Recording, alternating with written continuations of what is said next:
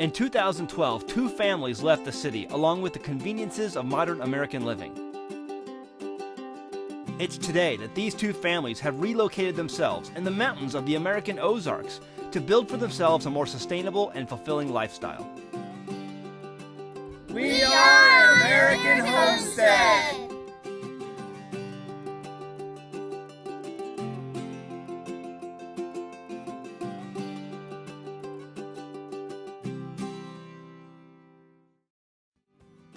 This week on An American Homestead, the harvest season has begun, and we are busy putting up as much food as we can for the coming winter.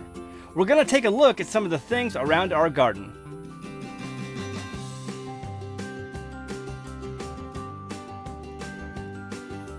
Thanks for watching, and be sure to check us out online at anamericanhomestead.com.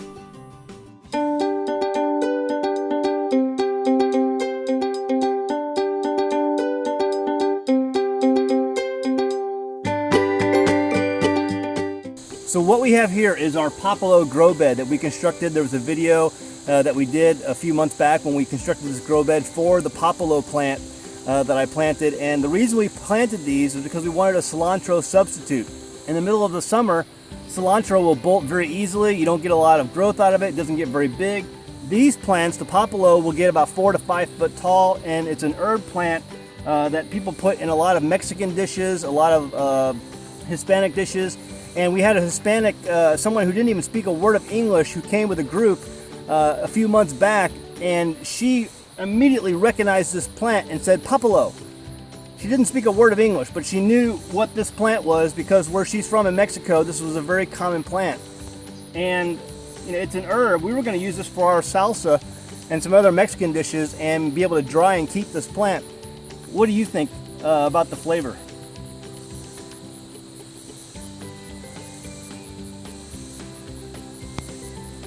I think it's good. I love cooking with fresh herbs in the kitchen. Cilantro is my all-time favorite herb. Like, I'll put cilantro in anything. Like, I especially like it in salad. Mexican dishes, of course, but I just love to sprinkle it on some veggies and especially have it in a salad. But I mean, this is good. It has to me, it has a faint, like, underlying cilantro kind of taste. But if you're scared of cilantro, and I know there's a lot of people out there who do not like cilantro, and I read a study a while back that proved that, I think they had blind taste tests, and they actually proved that there's a fair number of the population, I forget what the percentage is, but that actually feel like cilantro tastes like soap. If you're one of those people, I don't think that you would not like this. I mean, it has very faint underlying, like I can kind of taste the cilantro after I chew it for a while, but I don't think it tastes that much like cilantro. That's my feeling. But I still like it. I think it tastes good. I think you can taste a little bit of the cilantro. It's got a cilantro-like taste to it, but I think it has a flavor all its own. Yeah, definitely. And I'll use it in salsa and other things. I think it would be good in a salad. But I don't think it's that much like cilantro, like we heard people raving about. No. That it's a complete replacement. No, it's not a complete replacement, but it is a good herb. I do like it. I enjoy this. And I think for our salsas, do you think it'll work for our salsas though? I mean, I think it will. Yeah, I think it's a good flavor. I mean, it'll flavor it good. It won't be like a replacement. Yeah. So anyway, so the papalo. We found our seeds on eBay. If you're interested in this plant, you can go to ebay.com and find all kinds of people who are selling the papalo plant and get seeds for it. It does come up pretty easy. I found that you want to keep the soil moist to get this to grow with the best success. And we did get a number of good plants over here and back there. And this will get about, again, 4 or 5 foot tall. It's going to provide a lot of herb for maybe your dishes that you'll want to use throughout the season, and especially for drying it. I think we're going to probably dry some of this and preserve some of it for use later on when the season's over. And we're going to put a lot of it in our salsa, I think. So anyway, there's the papalo plant. It's doing well. This is going to get a lot bigger, but I wanted to get our initial reactions on tape for you guys, so so you could see what we thought. But now right here next to it is my other favorite herb. This one I love. Everybody know what this is? This is basil. yeah, there's a lot of basil here, and there's a lot of basil inside the greenhouse and the aquaponic system that we've planted. And we're going to dry a lot of this and preserve a lot of this as well. So cilantro and basil are my favorite. I'm not going to say this is my favorite, but I think that this has like more of a mild taste. Like it's not as strong as it's not as strong as basil, it's not as strong as cilantro. Definitely more mild. Anyway, I think we'll keep it around for next year. We'll save the seeds for this. We may even take some of the seeds and sell these on our website if you're having a hard time finding it. But if you're really interested in this, you can find it at other places. It's not that rare to find it. And people from Mexico, people from South and Central America will know what this plant is. It is very common down there. It's a staple there. So, all right, we'll keep growing it.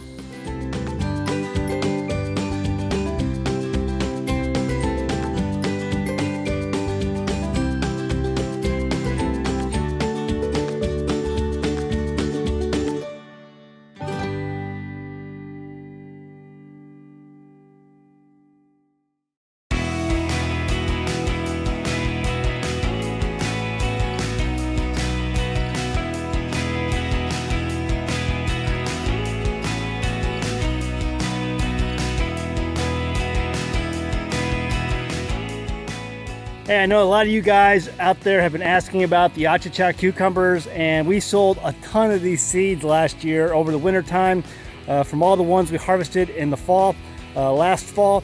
And I know a lot of you have emailed me asking me when these are going to be on sale again. Well, not till they end up growing and producing seed, but they are growing. As you can see behind me, the acha cucumbers are doing fantastic, and they're putting up some great fruit. I had my first one just yesterday, had another one today.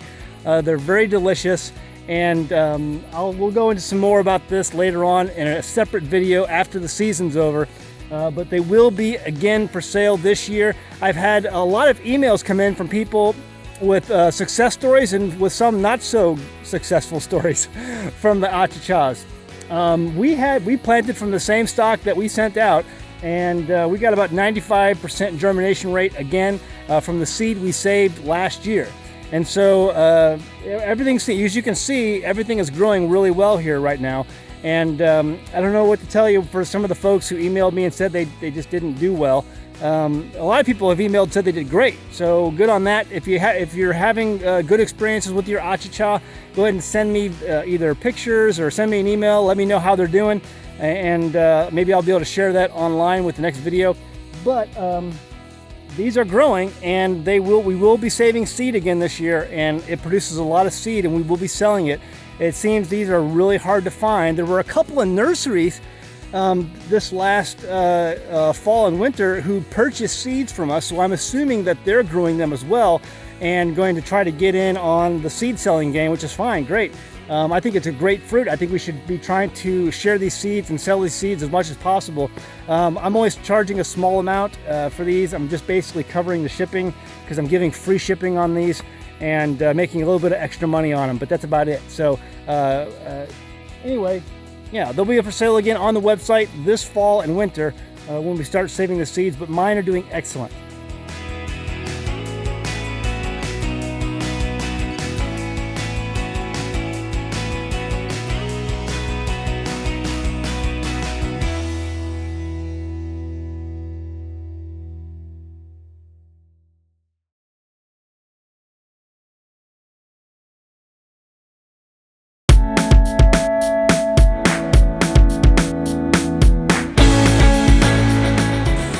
One of the other things we're doing in our garden this year is I carved out a space on the edge of the garden where we are putting in thornless blackberries. There's two varieties that we got. We got one from a friend, Travis Huey, who runs myaquafarm.com.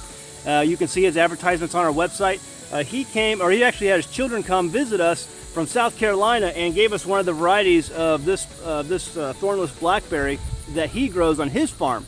And we have another friend in town who's been growing thornless blackberries that I believe were partially developed by University of Arkansas. and around the area where we live. And he gave us some of his cuttings, and we rooted those along with Travis's in about a 30-foot spread here in the garden. And they are sending off just enormous shoots in all directions. And what I learned from Bob, who's a good friend of ours in town, is an elderly gentleman who's been around and farming for a long time. I encourage people to establish relationships with folks who know more than you do, who've been doing this longer than you, because you'll learn a lot. People who've been doing this gardening and growing different produce and items, there's so much wisdom out there that you can take advantage of. Anyway, he gave us some of his plants, his starts, and he says the key to getting blackberries started on the right foot is the first year you put them in. These are first year plants. You take the edges of the shoots and you pinch them off. So when they're about this long right here, you take the edge, you take the end, and you just pinch it off. And what that'll do, that'll encourage the encourage the plant to send off even more shoots. So you're not going to get a lot of berries in your first year when you plant blackberries. It's the second year, the third year, when you really get a majority of your berries. And so to encourage that, you take the ends and you pinch them off. And that by the end of the spring, you'll have a whole bunch. Now I pinched these off once, and you see there's more shoots that are just popping up everywhere out of this. And that's going to be next year's berries. And so what we're going to do is we're going to start to trellis these up, because they're starting to go a little crazy. And I want to make sure they're manicured in a certain fashion so that they're easily pickable for next year, and we get the most yield out of them. So what we're going to do today is we're going to put up some cattle panels during this around this 30-foot stretch here, and start to trellis these up. And we're going to pinch off the ends of the new shoots, so that encourages further growth throughout the summer. And then next year, next summer, we're going to get an enormous amount of berries. Now there are some berries that are already on these plants. Just right here, these berries are just gigantic.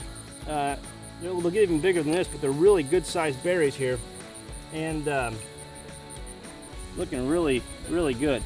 And so, just delicious. I can't wait to get a whole bunch of these things. Some of these things are as big as your thumb, but I can't wait to see what it is next year. But we're going to go ahead and trellis these up, pinch off the ends, and that way we're preparing for next year's growth.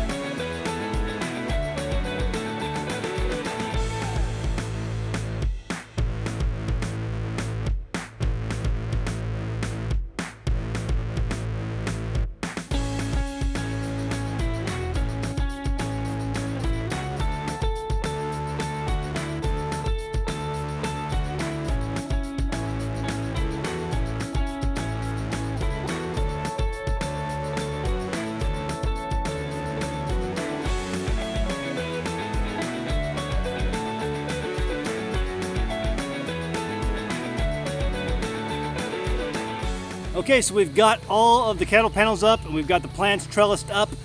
We pinched the ends off of the shoots that are coming out of the plant, the new shoots, and so that's going to encourage more growth. And so we're just going to now have to wait and see and wait for the following year before these new shoots actually produce berries for the second year. And so it's just a wait and see game, and at this point, as the plant grows, we'll continue to train it up along the cattle panel so it trellises correctly, and so that we can get the most production next year. So that job is done. Let's see what else we got to do today.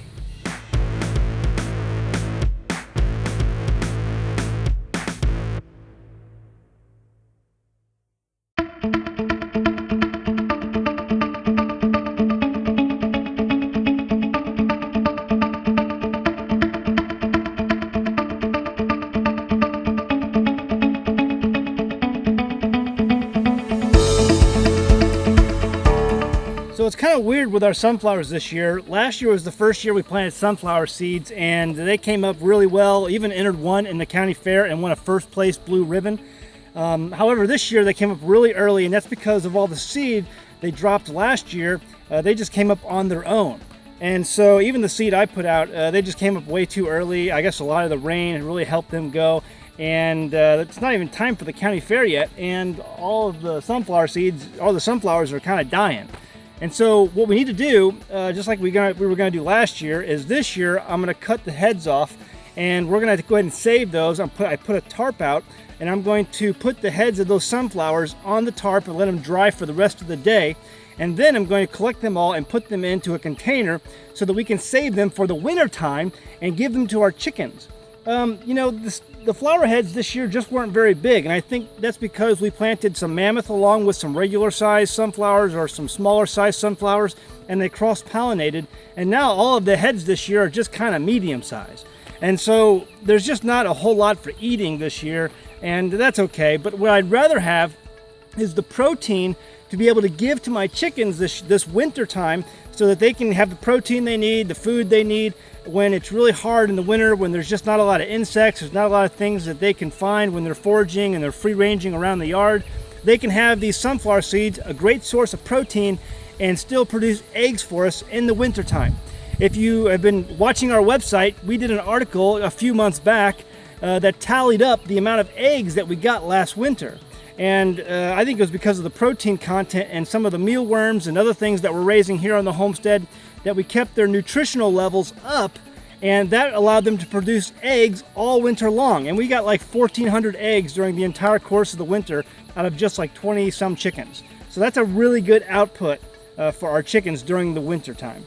So what we're going to do this year is harvest these now. I'm going to put them on the tarp, we're going to dry them out, and then we're going to put them in a container and save them for next year's, for this winter's chickens.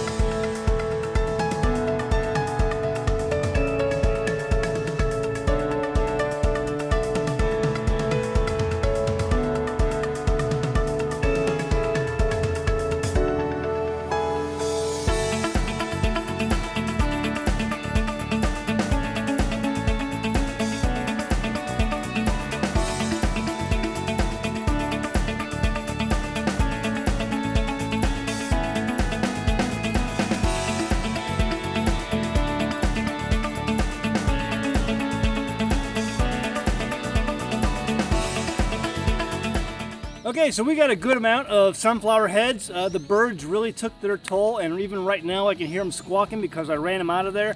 They love the sunflower seeds, and that's okay. They can get theirs as well. But we got a good amount of sunflower heads, and some of the sunflowers in that patch have not even opened up yet, and there are some that are just not, the leaves haven't fallen off yet, and so there's a good amount of harvesting that I'll still have to do throughout the summer. But we'll go ahead and save these seeds, put them in a steel trash can once they're dried out, and then we'll have free food for the chickens this coming winter.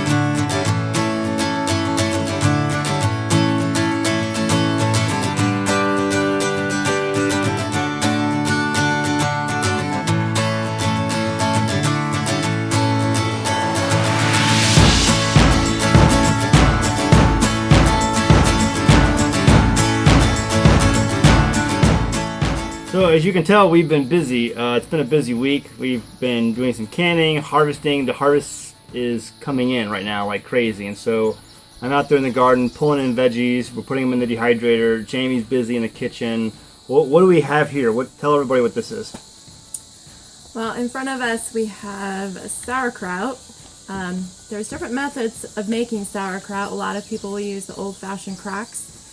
They're expensive. You can find them secondhand, but I do not have one. So I use the mason jar method, which just involves basically mixing chopping. Lots of chopping I actually got a blister on my hand from chopping all that cabbage all afternoon. But you know, it was worth it. It's put in the jars now. So basically you just mix your chopped cabbage with salt, pound it so that it releases its juices, and then pack it in jars. And you can see all of this liquid in the jars is the actual cabbage juice. I did not add any more water. And so this has been fermenting for about almost 3 days, so it's almost ready to go in cold storage. And I think what I'm going to do is just stick it down our well, and then it will stay at about 55 to 60 degrees through the summer, which will be, I think, pretty good for it. Normally, sauerkraut was fermented at room temperature, and then once it was finished, released its own juices, that kind of thing, fermented, then it was put in a root cellar. And so it was actually never put in refrigeration, and it wasn't canned. I've canned sauerkraut before, but this year I think what I'm going to do is just put it in our well to stay cold, and that would, I think, emulate the temperature of a root cellar, the way that sauerkraut would have been kept before refrigeration. We've had a lot of people actually ask us, you know, are we going to build a root cellar here on the homestead? And a lot of people have asked us that. We've gotten lots of emails. We can't do that here. Unfortunately, the water table, and this is actually a benefit, but the water table here is so high that as soon as we dig down into the ground, it fills with water. We're at the top of a mountain. It's a 2,400 foot mountaintop, and where we're at now, it's about 2,200 feet above elevation. And still, there's like this spring that flows underneath the top of this mountain. And if we dig any type of root cellar into the top of the mountain or in the mountain side, it's going to fill with water. So we have to come up with some kind of major drainage system. We still might do that at some point, come up with some kind of drainage system, but it's just too hard to build a root cellar without some major construction and some ideas and thought going into it. Behind the sauerkraut, we have all of our jars of blackberry jam. There are close to 50, 40, almost 50. I did 2 different methods this year. Last year I used the normal store-bought pectin, which I did also this year. These are the ones made with pectin and sugar, just regular store-bought sugar. This batch right here I made with apple and honey. If you know anything about apples, you know that they have some natural pectin. So I thought I'd experiment this year and I found a recipe to grate some apple, mix it with the blackberries while you were cooking it, and it's supposed to thicken the jam, just, you know, like the store-bought pectin would. I don't know. It's definitely not the same. It's thick though. It's thick, but I feel like that's only because I boiled it down so much that the liquid dissolved. Well, not dissolved. I feel like that's probably because I boiled it down so much that the liquid evaporated out of the jam. But at the same time, it's not wasting the fruit. I still put it in the jars, and we sweetened it with honey. So this is a more natural method if you're not into the sugar and the store-bought pectin product.